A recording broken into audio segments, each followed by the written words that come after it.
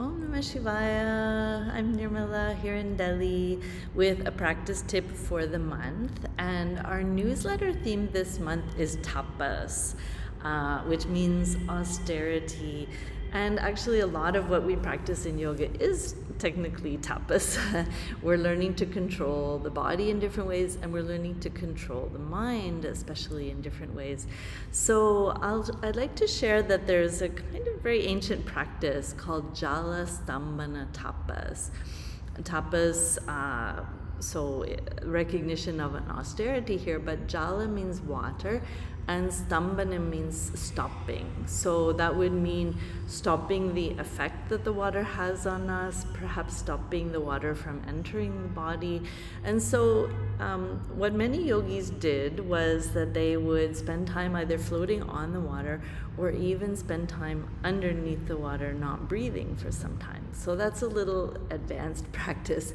But something that we can do today, if you have access to a body of water or a swimming pool or something like that, you can try floating in the water in the fish pose, Matsyasana. Now, best done if we're in Padma Matsyasana, the legs are crossed in Padma Matsyasana in the fish.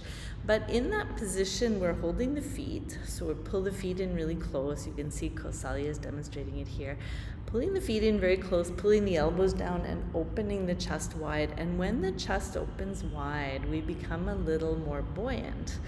And so it's said that this position makes it easy to spend long periods of time floating in the water. As a child, actually, I had a lot of good grace and ability to spend time at these freshwater lakes in Canada, and we would go out and stretch the arms and legs out and try to relax and to float for some time. And what we quickly realized is if you're not fully relaxed, you can't float. It's a struggle.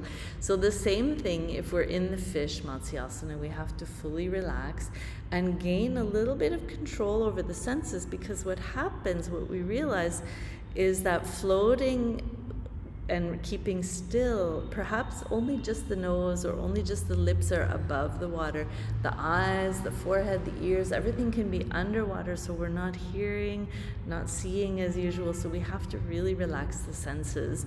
We'll get just enough breath, and if we relax properly, we can spend longer periods of time there. It's a very beautiful practice. You can see here, I'll share an image of a little grainy image, but Swami Vishnu Devananda doing the same practice, floating in water.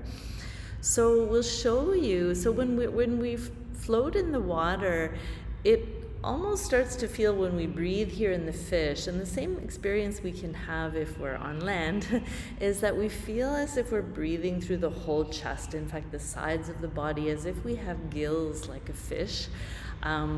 We increase the lung capacity by doing this, so very beneficial. And we become quite buoyant. So it's a very relaxing thing to do. Good for our posture, all the usual things that we'll say about it. So Kausalya will demonstrate here a couple of different ways to hold the feet. When we cross into Padmasana, we can hold from underneath and sort of grip onto the big toes, or we can do as she's doing and just hold the big toe if that's comfortable, pulling the feet in close and really opening the chest wide. Once we get comfortable with that position, then the arms could be extended overhead, as you saw Swamiji doing in the water, but we want to be focused primarily on opening the chest as wide as possible, so increasing the buoyancy of the body, just as you would need to do in the water.